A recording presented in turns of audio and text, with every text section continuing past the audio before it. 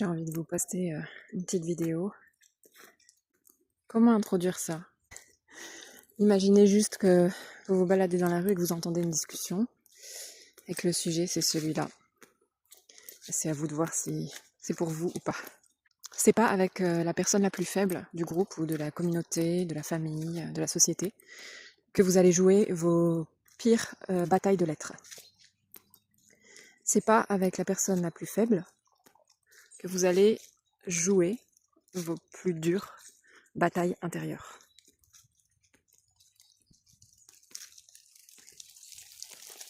Il se remet à pleuvoir.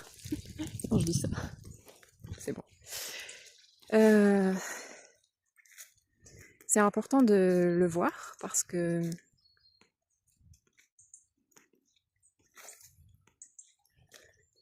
on observe très souvent dans les effets de groupe des personnes qui amènent une forme de conflit depuis l'extérieur. Quelqu'un qui va entrer dans le groupe et amener une forme de conflit. Et le groupe va petit à petit exclure cette personne et l'amener à l'extérieur du groupe. Et c'est la façon que le groupe a trouvé de ne pas évoluer. Je parle pas d'une personne qui serait fortement inconsciente et qui viendrait mettre à mal un groupe. Parce que ce cas de figure-là n'arrive pas si souvent que ça.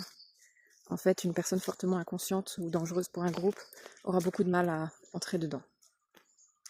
Elle va sentir qu'elle risque le rejet, elle va sentir que les autres sont peut-être plus conscients, plus forts, plus avisés, et en plus, le fait qu'ils soient ensemble va avoir un impact, va impressionner. Les personnes qui sont non conscientes sont facilement impressionnables par un effet de groupe. Donc elle va naturellement, même pas s'en retirer, mais s'en garder loin. On passe au-dessus du pont, je vais essayer de pas lâcher le portable, ni de glisser sur les feuilles. En fait, ce sont des réactions tout à fait naturelles et même voire reptiliennes. Du cerveau reptilien, j'entends, hein, rien de philosophique, rien de spirituel là-dedans, qui vont faire que chacun va avoir sa réaction face à la personne qui amène une force dans le groupe, qui amène une connaissance nouvelle que le groupe ignore ou a choisi d'ignorer pour des raisons de confort communautaire ou sociétal. En fait, quand quelqu'un va venir apporter ça, à la fois le groupe en a besoin, donc il va accueillir ce qui est apporté, et à la fois il ne l'accepte pas encore, l'acceptation est difficile, et donc il va y avoir un rejet du message, mais souvent aussi du messager. Dans les groupes pas assez conscientisés ou trop nombreux pour être dans une conscience de l'être individué.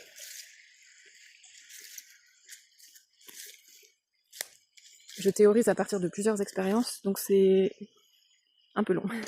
Je dois réfléchir à ce que je dis pour que ça recoupe des observations qui soient réelles par rapport à plusieurs expériences, et pour choisir les bons mots aussi. Mon but n'est pas de critiquer, c'est juste de montrer avoir un mécanisme que quand on est dans le feu de l'action, on ne peut pas voir, et qu'on ne peut voir que quand on se retire, qu'on prend un pas en arrière et qu'on regarde le tableau d'un peu plus loin.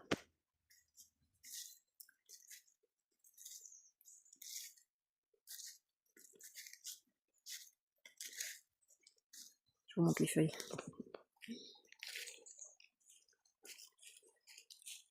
C'est beau. J'aime bien. Je voulais vous partager cette pensée parce que c'est important de comprendre qu'une personne qui va créer du conflit avec plusieurs autres, ça peut à la fois être quelqu'un de profondément inconscient qui vient pour le plaisir de déclencher un certain niveau de conflit dans un groupe, parce qu'il a besoin de sa dose de conflit dans sa vie. Alors, j'en parle de façon... Les mots peuvent peut-être choquer, mais sachez qu'on est tous addicts à une certaine forme de violence à partir du moment où on est incarné sur Terre.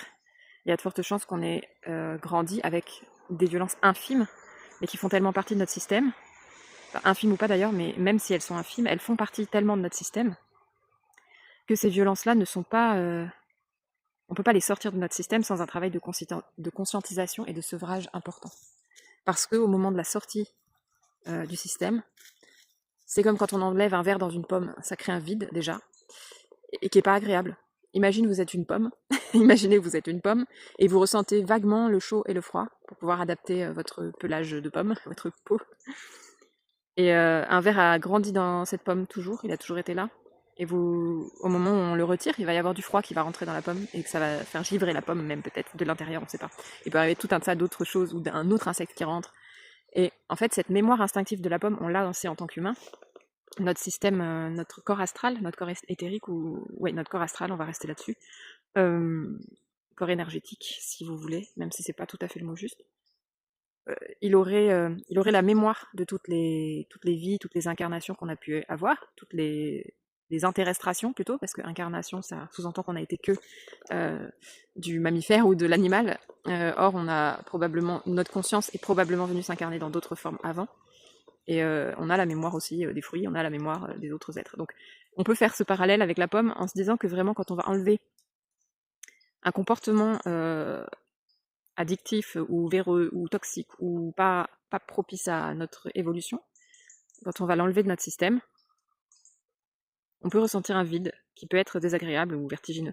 Et selon la grandeur de ce désagréable, on peut avoir envie de projeter que la personne qui vient nous montrer qu'il y a un verre et qui peut potentiellement risque d'amener à notre conscience qu'on pourrait faire sans, on peut projeter sur cette personne qu'elle est mal intentionnée.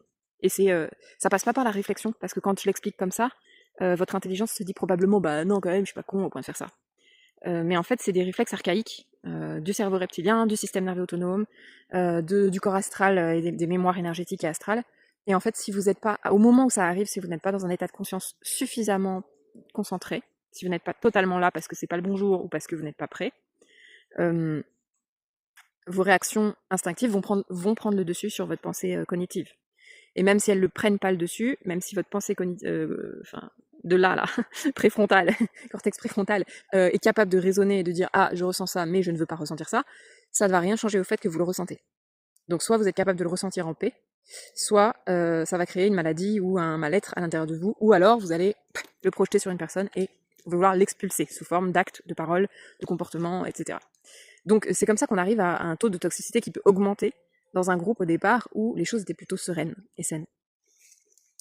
Je vous fais ce partage aujourd'hui parce que j'étais vraiment en tension aujourd'hui par rapport à une résolution on va dire, de conflit énergétique, puisque ça reste toujours de l'ordre de l'énergétique. À la surface, il n'y a aucun conflit, il n'y a rien de précis et de remarquable. La plupart des gens ne remarquent rien. Et moi, je sens quand il y a un conflit énergétique au sein d'un groupe, ou des conflits énergétiques subtils, on va dire des conflits subtils, ou animiques, enfin bon, tout ce qui est en dessous de ce que l'humain a étudié collectivement. Et donc je ne suis évidemment pas la seule à ressentir ces choses-là, mais disons qu'à l'échelle collective, on n'est pas encore capable de faire la place à ça.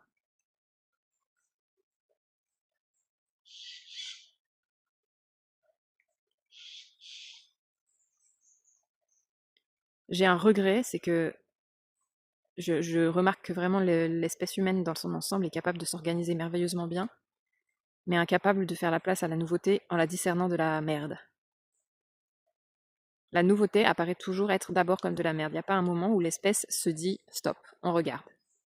Est-ce que c'est bien, est-ce que c'est pas bien? Mais on regarde avec nos yeux de l'esprit, on regarde avec nos yeux réels, pas avec notre vue qui a été paramétrée pour voir certaines choses, pas avec une éducation qui nous a refermés sur nous-mêmes ou refermés sur un groupe ou une forme de pensée. Je parle de ça parce que je sais qu'on est plusieurs dans ce cas-là à se sentir, à avoir fait l'expérience d'être le mouton noir au sein d'une famille ou au sein d'un groupe, au sein d'une école, au sein d'une entreprise, d'un groupe d'humains, soit qui travaillent, soit qui vivent ensemble.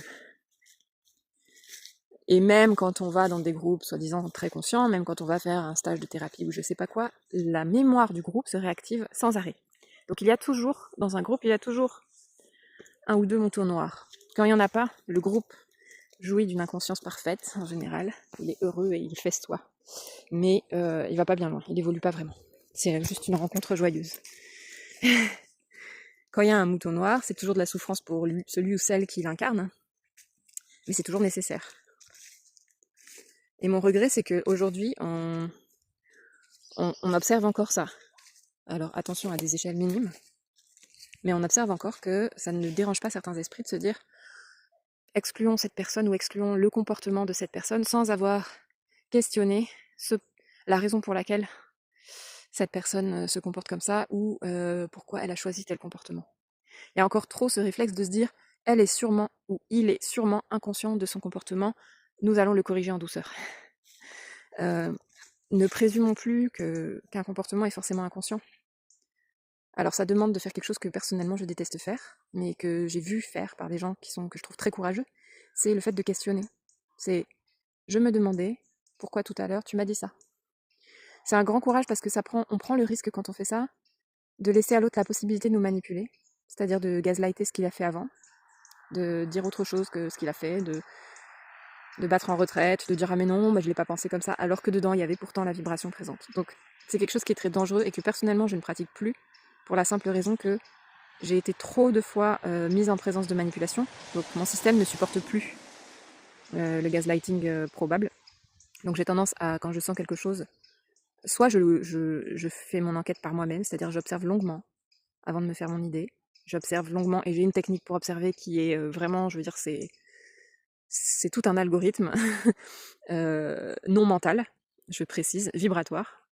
Et je me rends à plusieurs points d'observation magnétique et vibratoire qui me permettent d'avoir une idée globale de l'intention de la personne à la base.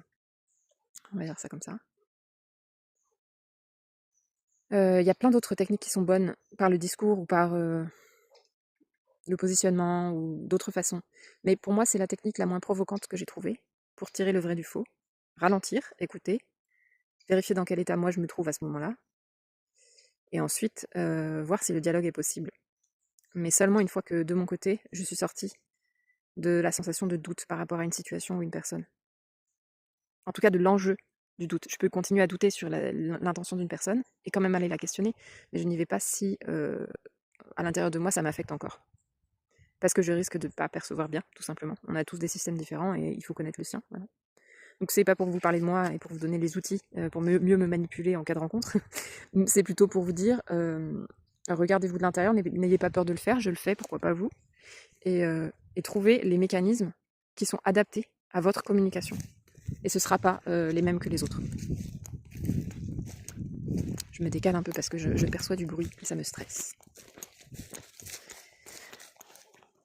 C'est joli, il y a plein de champignons partout ici, j'adore.